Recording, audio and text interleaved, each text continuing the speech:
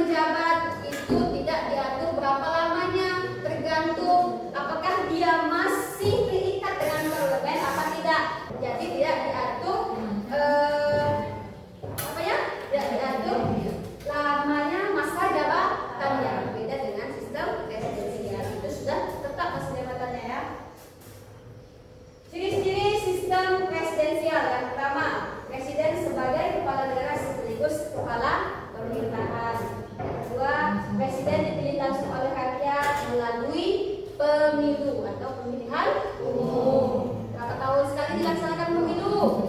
5 tahun sekali.